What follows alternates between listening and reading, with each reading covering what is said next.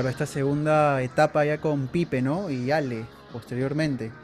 O 91, si no me equivoco, fue el primer concierto después de haber dejado de tocar un año, año y tanto, como trío, en Ah, Magia, me acuerdo.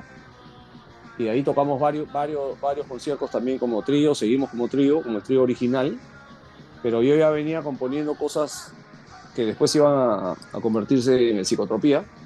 Yo al final de los 80 ya venía escuchando bastantes bandas de Seattle cuando todavía no se le llamaba grunge a la cosa, pero escuchaba Mother of Bone, Soundgarden, los primeros EPs, Green River, y especialmente Jane's Addiction, que fue una de las primeras bandas que no tenía nada que ver con Seattle, ¿no? De Los Ángeles, pero que me cautivó un poco por el sonido medio raro que tenía, eh, y que su primer disco es un disco en vivo, para colmo, más raro.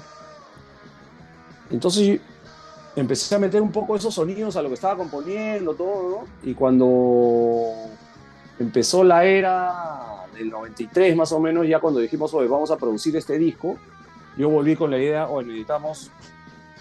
Ese periodo que estuvimos con Fernando en la batería y el loco en la guitarra duró pues, unos pocos meses o semanas, o sea, fue literalmente así, no sé, 2 meses y unos cuantos ensayos, ¿no? Y la grabación de esa vaina. Eh, de ahí entramos a este stand-by, digamos, y cuando volvemos los tres originales y yo vengo de nuevo con la idea, oye, hay que meter otra guitarra para poder crecer en sonido, ¿no? Pero eso quedaba ahí pendiente porque habíamos probado en ese periodo de trío a varios guitarristas y nunca nos quedamos cómodos, ¿no? Inclusive yo, más que nada, yo quería ser guitarrista y compositor y busqué hasta reemplazos en la voz.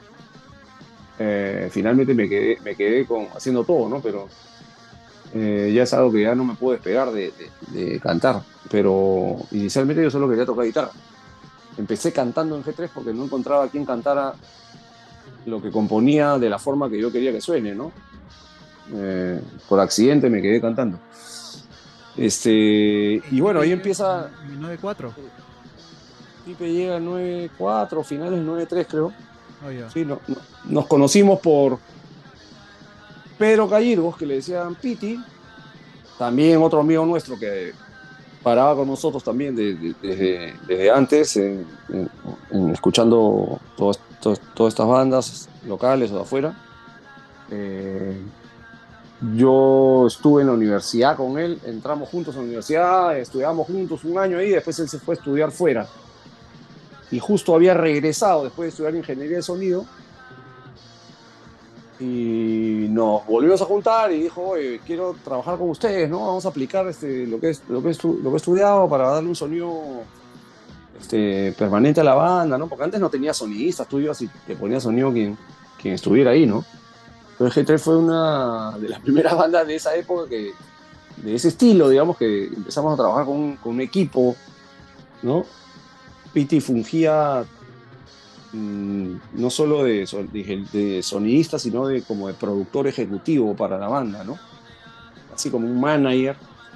Estuvimos trabajando también con el Chino Chao, que era el guitarrista posteriormente de la Liga del Sueño, como productor musical, inclusive para armar el disco, una época.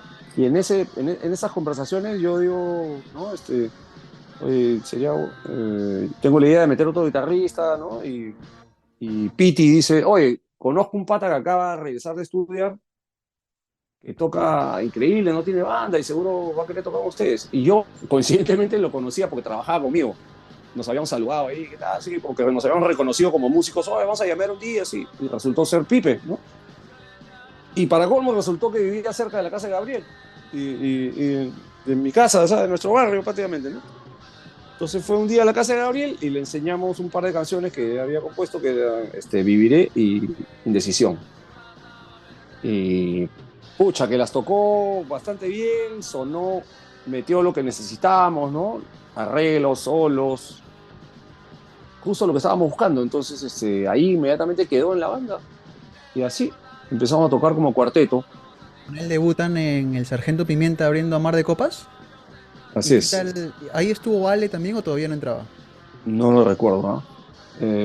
Ale entra después de Pipe, no mucho después, pero sí un tiempo después, en la época Psicotropía, si no me equivoco, ella no, me, me puedo equivocar, pero no sé si estuvo en la grabación del disco. Sí, sí estuvo, claro, claro que estuvo en la grabación del disco. Está ahí en el disco, pero por ahí, antes, 94, ¿no? 94. Y Ale estuvo en el periodo de Psicotropía, básicamente, ¿no? Cuando acabó un poco la promoción de ese disco, empezamos con el Pasan los días, ella se retira de la banda por varias cosas. La principal era que tenía nódulos en la garganta y no podía seguir cantando. Y también por chamba, cosas, y ahí quedó, pero seguimos como cuarteto, ¿no? Ahora, tú has mencionado que a mediados de los 90, inicios de los 90, muchas de las bandas subtes ya no estaban, ya se habían disuelto, ¿cierto? Por lo menos habíamos perdido contacto nosotros, ¿no? Y la escena se había como escindido en varias escenas a mediados de los 80, ¿no? 86, 87, ¿no? Estaba la Jato Jargo en Barranco, el Hueco en Santa Beatriz, habían otros polos, digamos, con bandas, y eso fue, desde mi punto de vista, siempre fue bueno, ¿no? Porque así es como se crece un poco, ¿no? Antes, en el 85, 84, todos íbamos al mismo concierto intentando tocar en el mismo concierto y era prácticamente imposible, ¿no?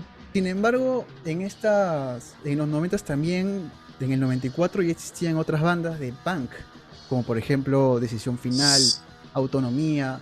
Así ¿Pensaron es. en debutar con este tipo de bandas en algún momento o compartir regularmente escenario con este tipo de bandas?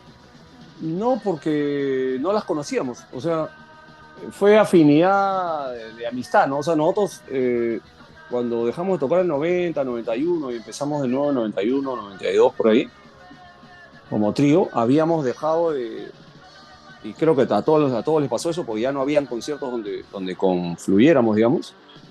Pero sí, yo sabía que había salido Futuro Incierto, Decisión Final, porque era gente un poco menor que nosotros. Y yo había conocido a Pedro, había ido a mi casa a ver si me compraba una guitarra, la guitarra que yo usaba en G3, y Claro. así, ¿no? Había visto por ahí a Decisión Final, Autonomía no los conocía hasta después de un tiempo.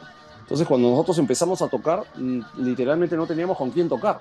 Y por afinidad de amistad, el baterista de Mar de Copas, Toto Leverone, también era de nuestro colegio. Y César Samayoa paraba con nosotros porque el 86 nosotros empezamos a parar como amigos con un montón de gente de los Reyes Rojos. Tanto así que la gente cree muchos que nosotros somos de ese colegio, pero no, nada que ver. Nosotros nos integramos, digamos, toda nuestra mancha de patas con un manchón de gente de los Reyes y parábamos juntos ahí. Y por eso empezamos a tocar ahí, nos prestaban el local, Constantino Carvalho, el director, vio a la banda, le gustó la onda de la banda. De hecho, en un libro por ahí habla de nosotros y nos dijo, cuando quieran el colegio, me dicen lo que van a hacer, lo usan ordenadamente y lo tienen para ustedes. Súper, o sea, fue una ayuda increíble. Si no, no hubiéramos podido hacer todos esos conciertos que hicimos ahí, metalcore y todo, ¿no? Por esa afinidad de amistad fue que empezamos a tocar con Mar de Copas y después con la Liga del Sueño, que conocíamos a Chino Chao, conocíamos a Pelo Parado, Pelo Madueño, ¿no? Y por eso, finalmente, cuando reaparece G3 un poco ya más seguido, en el 93, empieza a tocar con... Era típico que tocara G3 con Mar de Copas y con la Liga del Sueño, ¿no? De hecho, ese concierto que tú mencionas en el Sargento fue un éxito que nadie se esperaba, ¿no? Mar de Copas con G3, repleto, o sea, repleto. Y de ahí empiezan a salir otro tipo de productoras y hacen otros conciertos más adelante, ¿no? Solo 3 años después, Ataque 77 los invita a Buenos Aires. 2 fechas. Has mencionado que ahí viviste los mejores conciertos de toda tu vida. Sí, porque para esto también una figura bastante importante en la vida de G3 fue Pancho Cámara, nuestro manager. Aparte de Piti, Piti ya toma solamente el control del sonido de la banda y Pancho Cámara a partir del año 94, 95 empieza a trabajar con nosotros como manager. Pancho es un argentino que había vivido en Madrid y había trabajado un montón en la escena de rock de por allá y estaba acá unos años antes, había puesto un bar literalmente donde quedaba el No Disco, el primer bar que fue anterior al No Helden, en ese mismo sótano.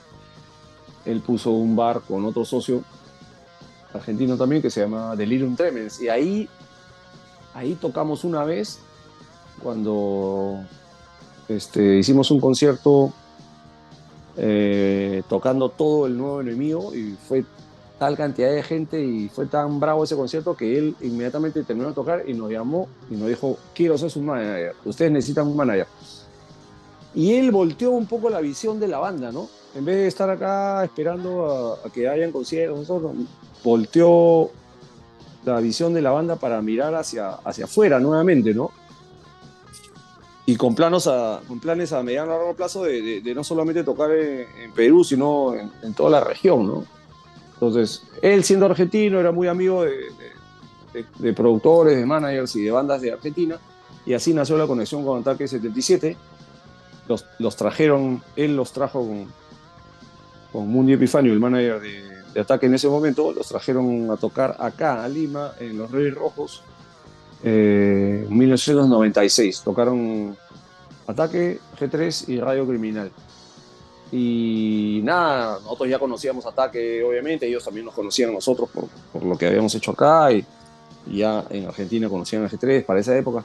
Terminando ese concierto, ahí inmediatamente nos invitan, nos dicen, oye chicos, el próximo año, el 97, son los 10 años de Ataque, vamos a hacer un concierto. Imagínate la planificación que tenían ellos, ¿no?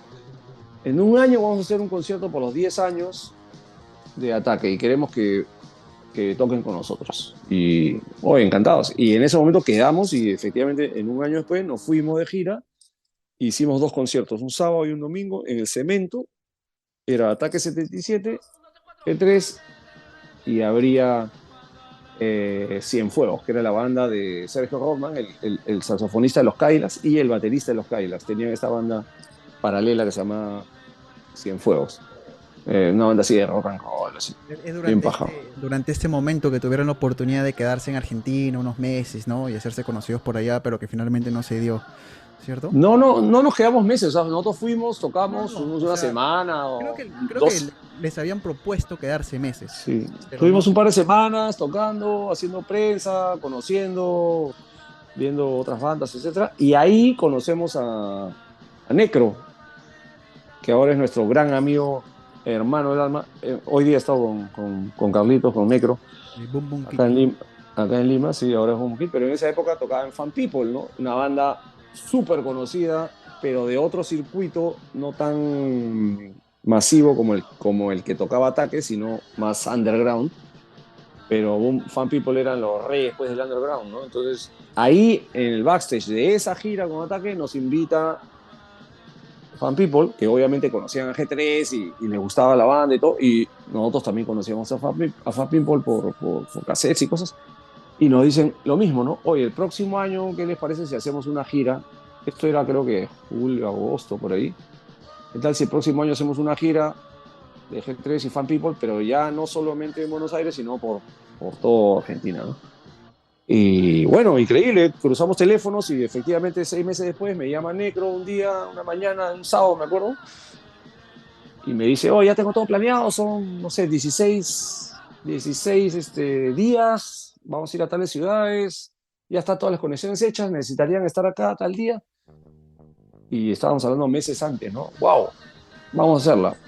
Antes de eso, vamos a editar un disco de ustedes, porque él, así como yo tenía Mundano Records, él tenía Ugly Records, ¿no? Entonces edita un compilatorio de Pasan los días mezclado con unas canciones de Psicotropía, lo edita allá, nos empieza a distribuir en la escena de punk ahí, la gente escucha G3, compra el disco y de ahí llegamos nosotros. Entonces, esos fueron 2 años súper importantes para nosotros en la escena argentina, porque empezar con Ataque, que era una banda que en ese momento estaba en el top ahí de la escena, fue como entrar por la puerta grande, ¿no? Y después, hacer un año después esta gira de 16 días por varias ciudades, tocando con diferentes bandas, siempre Fan People G3 y otras bandas en cada ciudad, fue como rematar eso con un disco editado, ¿no? A partir de ahí, que era el 98, dijimos, oye, podríamos regresar y ya quedarnos una época acá, establecernos un tiempo, a ver, y tocar desde acá, a ver qué pasa, ¿no? En ese momento estábamos componiéndole en casa, pero por supuesto nosotros A diferencia de los argentinos, nosotros no nos dedicábamos 100% a la banda porque teníamos que trabajar para vivir, ¿no? Y la banda era nuestra chamba nocturna, pues era como dos vidas, ¿no? Porque acá era bastante difícil pues, vivir tocando música, ¿no?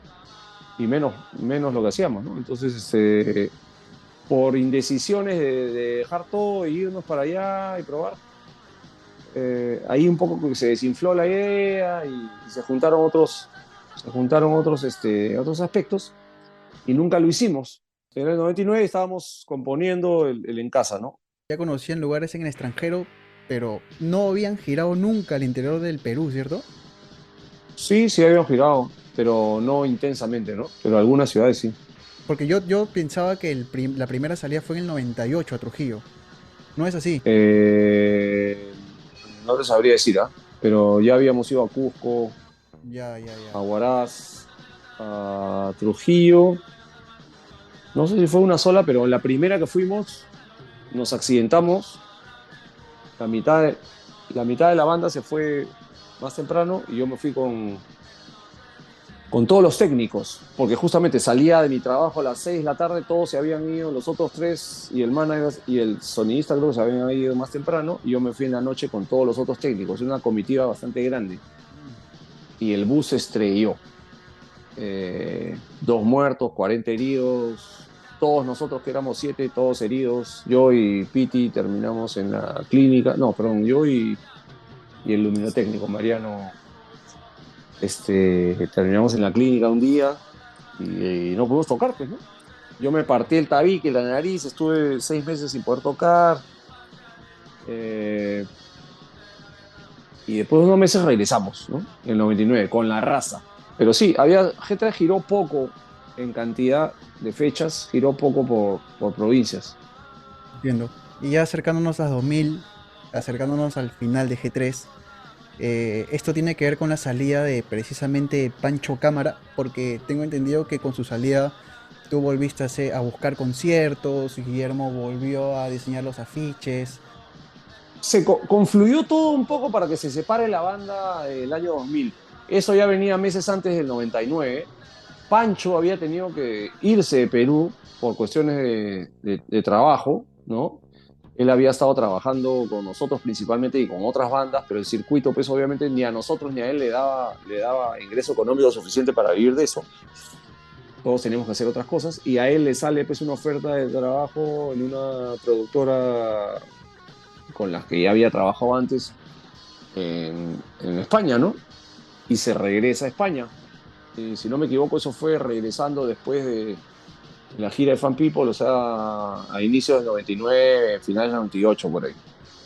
Eh, bueno, dice, bueno, voy a tener que irme un tiempo a establecerme allá y ya vemos cómo seguimos trabajando, ¿no? Pero en medio de eso, ya no tener a Pancho en la figura, como que él nos amalgamaba bien, ¿no? Volvimos a la figura de, bueno, hagamos todo nosotros mismos. Este, por ese momento, Piti también dejó de trabajar con la banda porque empezó a trabajar con Nova Lima, nos quedamos los 4 solos, reestructuramos el equipo. La banda estaba cansada después de 16 años de tocar y tocar y ensayar. Éramos unos enfermos ensayando, todos los días ensayábamos. Nunca he visto a alguien que... Nosotros salíamos del trabajo y en vez de irnos a descansar o lo que sea, nos íbamos directo al estudio a ensayar. Todos los días. O sea, literalmente no teníamos vida, ¿no? Y eso nos cansó un poco, y empezaron a influir otras cosas como diferencias musicales, ¿no? Y ya cuando juntas todo eso en un momento es como que pues, se apagó un poco la llama, ¿no? Y, y nada, decidimos en el verano del 2000 parar, ¿no? Pero ya teníamos el disco grabado, yo me estaba yendo a Chile a mezclarlo y a masterizarlo, y en ese interín decidimos que, bueno, ese sería el último disco y ya veríamos después, ¿no? Pero pues que por ahora la banda se separaba. Y así fue, pues, ¿no? Así Así como, fue, yo regresé con el disco, organizamos el concierto de 2 de mayo del año 2000 en el Teatro Ambassador y fue el concierto de presentación del disco y separación de la banda, ¿no? Despedida. Y la gente no podía entender esa vaga, ¿cómo Claro. ¿Cómo van a presentar el disco en el mejor momento de la carrera de la banda y se van a separar? No entendían por qué. Y a partir de ahí hicimos eso, ¿no? Guillermo se fue justamente a España a estudiar fotografía porque él a partir de ahí se convirtió en fotógrafo. Y bueno, ya venía trabajando de fotógrafo, se fue a estudiar, a perfeccionarse allá. No sabíamos si iba a regresar o no. Dijimos, bueno, toquemos con alguien temporal mientras Guillermo se va. Y Pipe dijo, no, pero si se va Guillermo ya no es lo mismo, yo también prefiero ya parar. Bueno, entonces lo dejamos ahí. Inmediatamente, las semanas después, yo seguí componiendo, pensando en qué iba a hacer, ¿no? Pues seguí componiendo música y Pipe forma los fucking sombreros. Yo estoy en medio de la composición, como que relajando un poco de tocadas, ¿no? De no pensar en armar una banda, lo que sea, pero me enfoqué en componer. Y unos meses después, Gabriel, que es igual con Pipe y Gabriel y todos seguíamos siendo amigos y parando juntos y todo, ¿no? Entonces Gabriel me dice, oye, hagamos otra banda, ¿no? Yo estaba pensando inclusive hacer hasta un proyecto solista, ¿no? Darme como un aire, ¿no? Y ya estaba componiendo canciones y cuando Gabriel me dice eso dije, bueno, hagámosla. Y ahí nace Inyectores, ¿no? Ya con las canciones que yo había estado armando.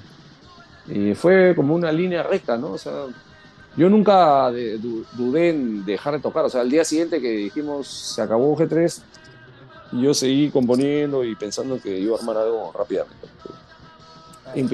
Inclusive empecé a trabajar con Pity en producir eso y todo, ¿no?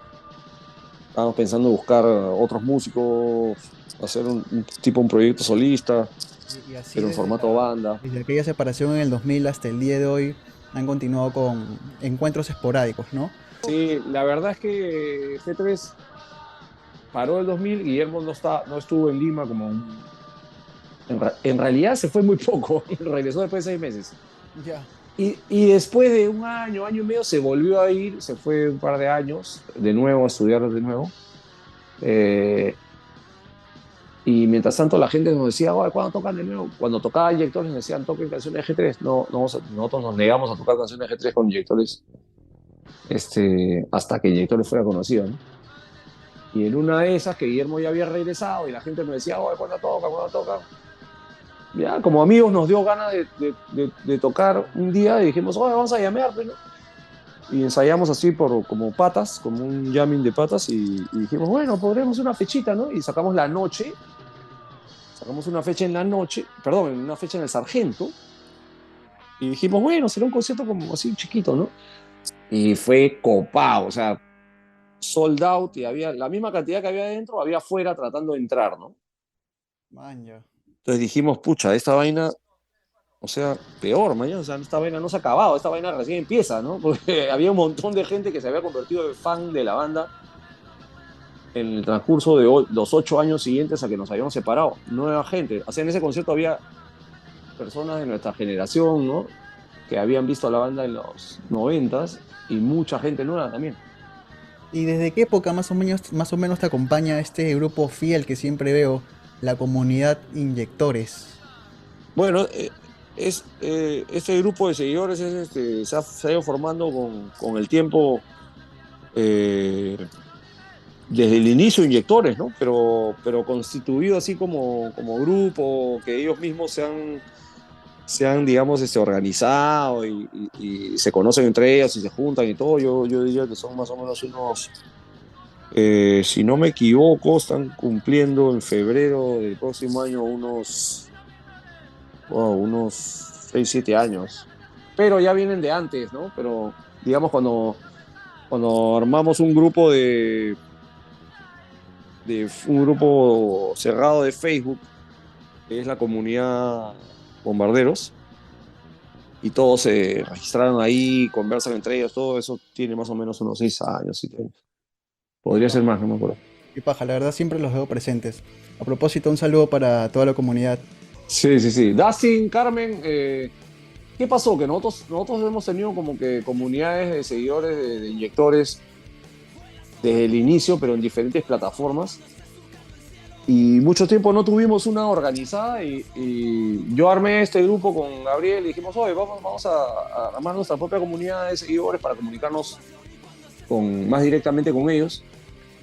Y, y decidimos que nosotros no debíamos, digamos, dirigir ese grupo, sino ellos mismos, ¿no? Entonces identificamos justamente quiénes eran las personas que iban más a los conciertos siempre y siempre estaban ahí, ¿no? Y uno de ellos, por supuesto, era Dustin y dos personas más y le dijimos a Dustin que se encargue, ¿no? De organizar a este grupo en Facebook y empezar a unir a la gente ahí para que entre, porque era bien bacán que siempre habían estas reunas, digamos, de la comuna, ¿no? Había una época que siempre habían reuniones de las comunas en los parques, antes de los conciertos. A partir de ahí hacemos esto tipo digital pero ellos tienen mucho más tiempo antes, ¿no? Y tú, Gonzalo, Eh, desde los 90 ya vienes trabajando con proyectos personales. Mundano, por ejemplo. Actualmente tienes a Átomo. ¿Qué nos cuentas de estos proyectos? bueno, son, como te decía, todos nosotros desde G3 y hasta ahora en Inyectores, todos nos dedicamos, trabajamos en otra cosa aparte de la banda, ¿no? La banda no es nuestro trabajo y eso nos da libertad de hacer lo que queramos con la banda, ¿no? Justamente. No estamos pensando en si vamos a vender entradas o discos o lo que sea. Nuestro objetivo con la banda es que como proyecto sea un éxito, obviamente que se muevan los discos y vaya gente a los conciertos para poder que sea un proyecto sustentable, digamos, ¿no? Pero nosotros no vivimos de la banda, vivimos de nuestro trabajo, que son otras cosas, seguimos teniendo ese tipo de doble vida. O sea, somos músicos y aparte tenemos una profesión cada uno. Yo soy administrador de empresas, toda mi vida me he dedicado a la gestión de proyectos, básicamente lanzamientos de marcas o empecé por la gestión de dirección de proyectos, de lanzamientos de nuevos productos en diferentes categorías, ¿no? He trabajado en la banca, en el mundo editorial, pasé a la publicidad, al desarrollo de contenidos previo a la era de las redes sociales, ¿no? En diferentes formatos multimedia, libros, enciclopedias, audiovisuales. Después he estado mucho tiempo, 15 años en el marketing y publicidad. Y Mundano nace a raíz de que con G3, después de que la disquera El Virrey, la subsidiaria de la disquera El Virrey, que se llamaba Eureka Records, que era como el subsello alternativo del Virrey, nos ficha, saca el Psicotropía, trabajamos con ellos un par de años y inmediatamente fue una época bien difícil para las disqueras, había demasiada piratería en Perú, las transnacionales que habían venido se fueron con las mismas, el 98% del mercado peruano era pirata, o sea, era ridículo la cosa, ¿eh? O sea, era imposible operar así. Nadie podía invertir en fichar bandas, invertir en bandas, esto porque todos los discos que se vendían literalmente eran piratas. Entonces, nos quedamos sin...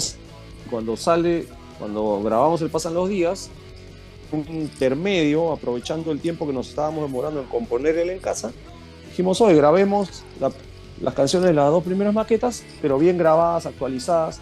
No tanto por bien grabadas de cambiar el sonido, sino por el formato de cuarteto que ahora teníamos y que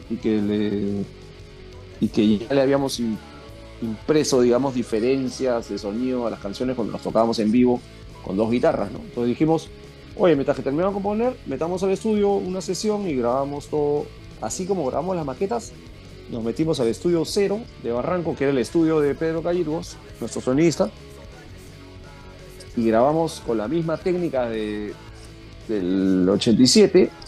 En el 97 grabamos este disco a manera de maqueta, pero ya disco compacto, ¿no? Grabamos todo junto, todo de un tirón, tocando todos juntos. Eh, eh, en ese momento ya no teníamos disquera. Entonces, ¿y ahora qué hacemos, no? Y yo digo, bueno, volveremos a la autogestión como antes de la disquera, ¿no? Pero en ese momento ya no, los cassettes pues ya no eran lo que más se usaban, sino ya había salido el CD, ya teníamos un CD de Psicotropía, entonces tuvimos que averiguar dónde podíamos producir CDs, porque en Perú no habían fábricas, y terminamos mandando a reproducir el CD a Canadá, importarlo, y ahí nació Mundano, ¿no? Yo me encargué un poco de eso, porque como soy administrador de profesión, entonces dije, bueno, yo me encargo de esto. Ahí había hecho un montón de proyectos como trabajo, digamos, de ese estilo.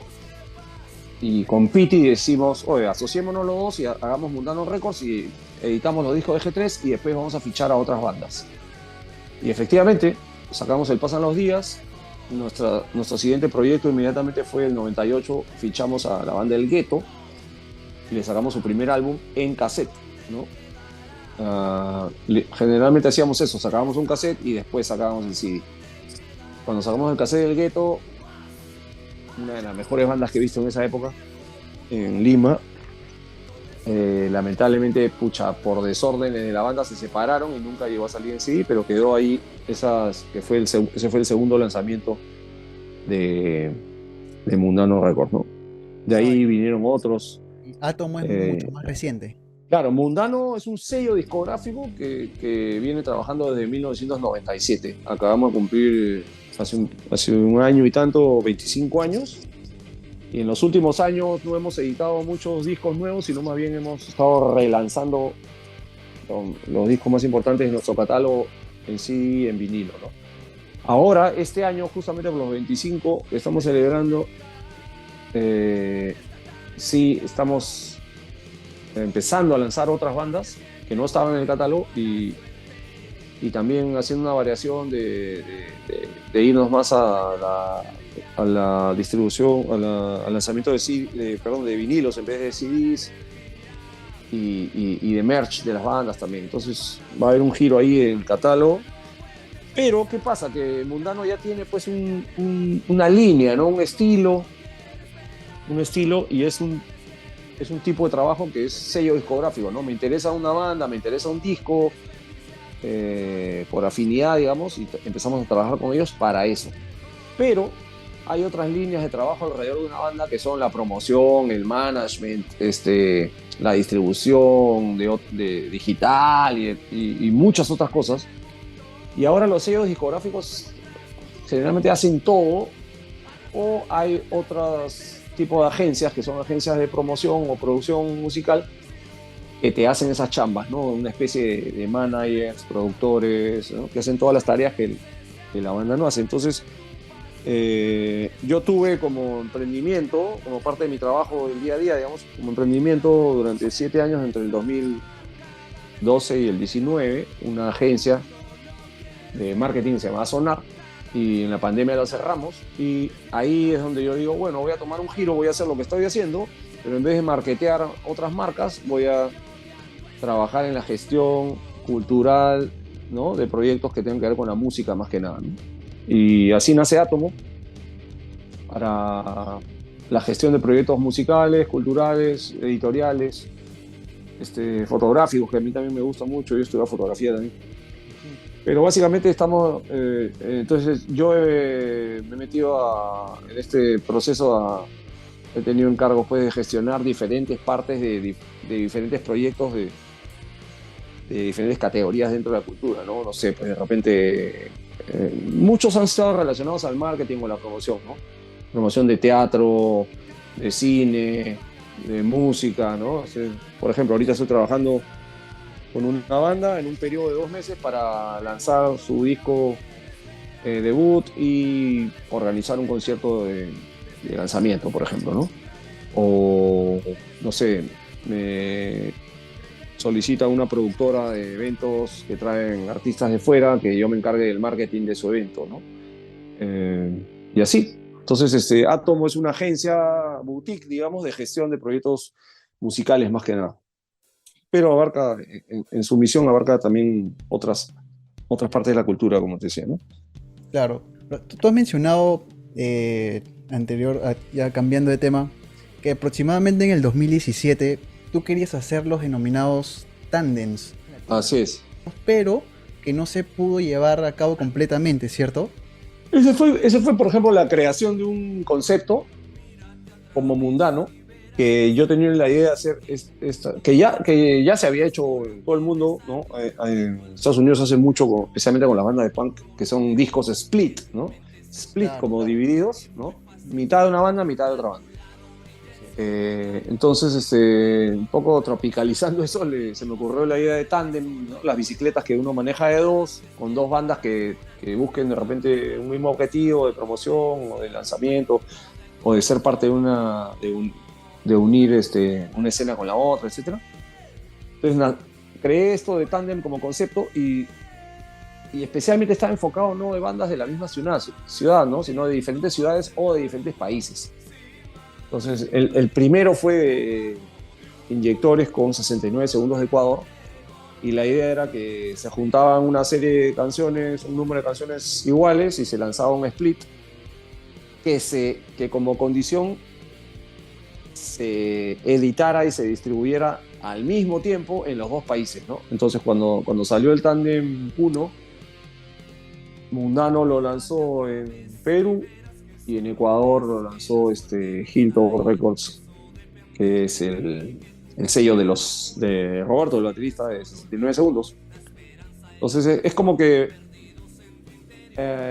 presentar, digamos, a la banda de Ecuador acá en Perú y ellos a su vez presentar a la banda de Perú allá en Ecuador, ¿no? Entonces hace un esfuerzo conjunto y hay una promoción conjunta y todos obtienen más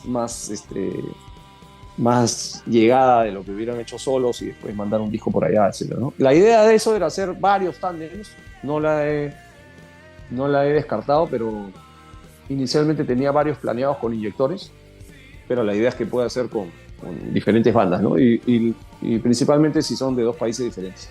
Ahí está como proyecto, espero en algún momento pronto empezar a trabajar en el número 2. En medio de eso, como parte de ese proyecto, o como teniendo como raíz el tándem, salió otra idea que terminó organizándose con otro amigo gestor de temas musicales de allá de Argentina, que tiene una productora que se llama Generator.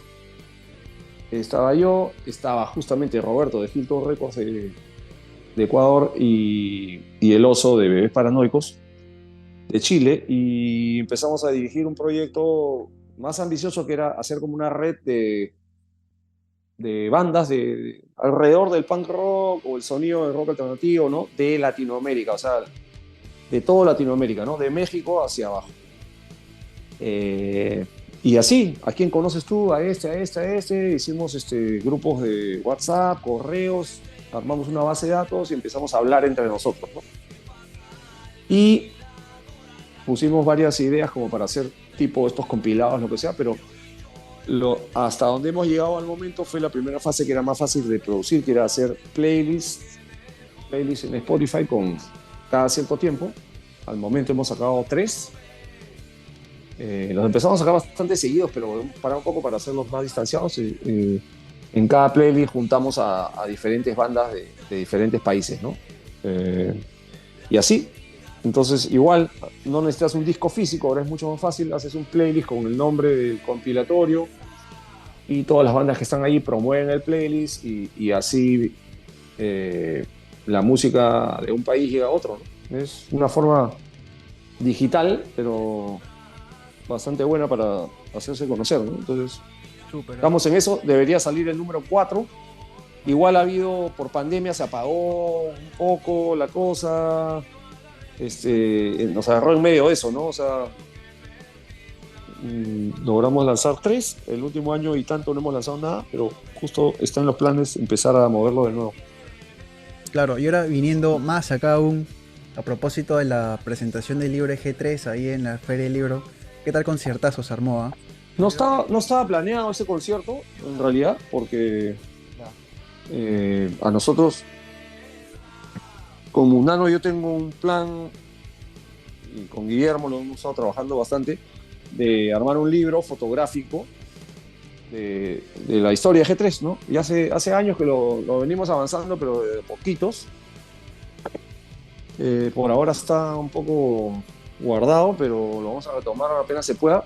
Y en medio de eso sale esta idea de Contracultura, de armar una serie de libros de rock y empezar con G3, todos escritos por Pedro Cornejo. Entonces, en verano de este año, Pedro nos llama y nos dice: oye, voy a escribir un libro, ¿quieren participar como para contarnos la historia? Claro. Y hemos tenido cantidades, que ya no me acuerdo, de horas de conversaciones con él, en formato así entrevista, y finalmente el libro agarró ese estilo, ¿no? Un libro en formato tipo conversación. A raíz de eso, para la presentación de la Feria del Libro, el editor nos dice, oye, se va a hacer esto para que vayan al stand, ¿no? de Contracultura y presenten el libro, y de repente se puede hacer un concierto, ¿no? Para tocar algo. Bueno, ya no pensábamos tocar este año, nuestro último concierto de reunión había sido el año pasado, este concierto Ahora o Nunca, que fue en noviembre, creo. Y ahí dijimos, oye, ya estamos tocando demasiado con gente en los últimos años, paremos un tiempo, ¿no? Hasta nuevo aviso. Pero bueno, este año salió lo del libro y nos vimos como que obligados a, ok, toquemos, ¿no? Y no esperábamos que fuera así, porque finalmente nos dijeron, no, mira, los conciertos son de 300 personas, que ya nos sorprendió porque creíamos que iba a ser como una tocadita acústico en el stand, una cosa así, ¿no? Ah, ya, qué bacán, bueno, entonces un concierto eléctrico, ya chévere. Cuando se acercaba el día del concierto, oye, no, les han dado el auditorio principal, ¿no? Que son 500 personas. Cuando llegamos a la prueba de sonido, digo, pues este auditorio es para 1200 personas, ¿sabes? No es 500, no, pero van a dejar entrar 500 nada más. Había tal cantidad de gente que, bueno, dejaron entrar 500 y después habían por lo menos unas 500 afuera y dijeron, sí, los vamos a dejar entrar a todos. Empezaron a dejar entrar, creo que hasta 300 personas más, y ahí pararon porque se asustaron un poco con el pogo, ¿no? Evidentemente, pues no estaban acostumbrados a eso, pero fue un conciertazo, ¿no? No esperado por nadie ni por nosotros, pero fue increíble, ¿no? Sí, Ahora G3 está guardado hasta nuevo aviso. No, no está inactivo, ¿eh? Ahorita estamos más activos y más organizados que nunca, justamente con Pancho, desde España, viendo planes de hacer cosas, buscando presentaciones más que nada afuera, ¿no? Yo como mundano estoy ahorita con un plan de relanzar casi todos los discos en vinilo, entonces sí, la banda está activa, pero no tocando en vivo, claro, hasta claro. hasta que aparezca algo que lo consideremos, ¿no? Eh, por ahí hay un contacto de una banda europea que nos ha dicho que quiere venir y tocar con nosotros. Posiblemente pueda salir eso en los siguientes tiempos, pero por ahora no tenemos nada fijo. Te quería mencionar también que esa en la Feria del Libro fue la primera vez que viajé 3. Imagínate, por 3 lucas nomás. Precio universitario. De puta ¿Siete madre. lucas no era? Ah, Sí, claro, sí. pues. Ay, increíble. Sí, sí, tenía dos últimas preguntas. En una entrevista que tú tuviste con Conciertos Perú, mencionaste que en los noventas con G3, que en una oportunidad tocaron para dos personas. Sí, literalmente pasó eso. ¿Qué? ¿Cómo? ¿Por qué crees que se dio eso? Qué curioso ese dato. Porque G3 tocaba en todos lados. O sea, en los noventas, como te decía, la escena había cambiado un poco. Y en esos primeros años, en los noventas, no había prácticamente cosas organizadas, ¿no?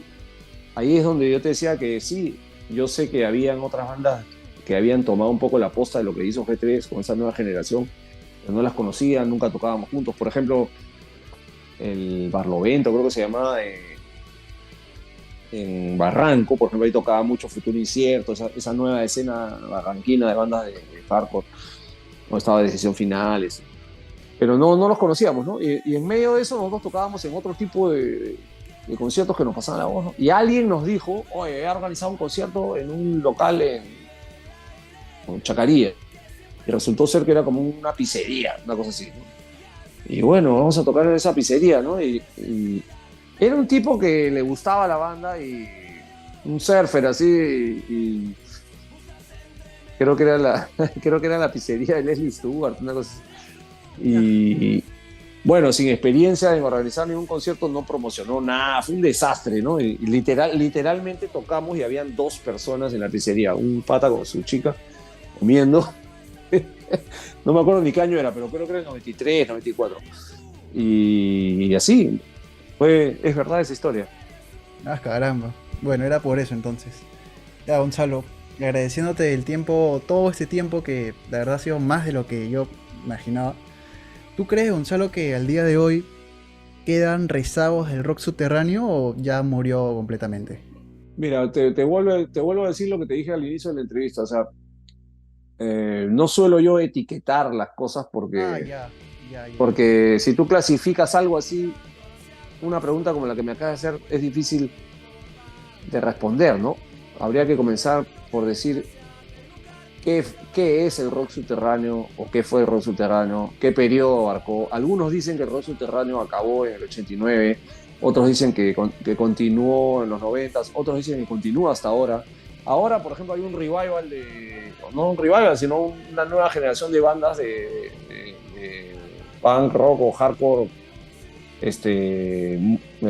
mucho más fuerte al estilo de Descontrol, por ejemplo, ¿no? Hay una escena mm, eh, algo grande, creo, veo un montón de bandas y muy buenas de ese estilo, ¿no? Entonces, sí, eso, si lo comparas con lo que se estaba haciendo en los 80 y tantos, podrías decir, sí, es rock subterráneo por el sonido, la temática, eh, eh, digamos, el estilo de punk ochentero, ¿no?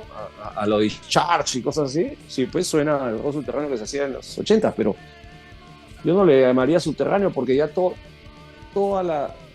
O sea, puedes llamarle como quieras y agruparlo o darle algún sentido, ¿no? Pero el sentido que tenía en aquel momento de ser la escena subterránea, o sea, la escena underground, la escena alternativa a la escena popular o comercial que había en ese momento, pues creo que ahora ya no funciona, ¿no? Eh, ya no hay eso, ¿no? O sea, ya no hay una escena alternativa a la otra, porque ya es todo una sola cosa. Yo la dividiría por estilos o lo que fuere, ¿no? Perfecto, Pero yo prefiero visualizar la cosa como que hay muchas mini escenas de diferentes estilos y se está produciendo un montón de cosas y siempre ha pasado eso, ¿no? No todos tenemos que ser iguales, no todos tenemos que sonar igual, menos aún todos tenemos que pensar igual, ¿no? Eso es una ridiculez, ¿no? En algún momento aquí en todo el mundo se intentó hacer eso y eso es lo menos punk que existe, ¿no? Entonces, que haya diversidad, ¿no? De eso se trata. O sea, que haya diversidad y que siga habiendo producción y con eso todo el mundo tiene este, una oportunidad de expresar las cosas que le interesan de la manera que quiera, ¿no? sí. Entonces, ojalá que las cosas sigan así. Clarísimo. Te quiero agradecer, Gonzalo, por esta tremenda conversación. Ha No, sido- a ti, Diego. Chévere, muy paja lo que estás haciendo con Lima Revienta y esta documentación y el tiempo que te tomas tú para investigar y producir las cosas. Gracias, Te Gonzalo. deseo mucha suerte y muchos años para esto. Muchas gracias, Gracias. Gonzalo. Nos vemos en la siguiente. Ahí con Mundano estamos lanzando un par de cosas, nuevo catálogo, un par de shows que estamos organizando.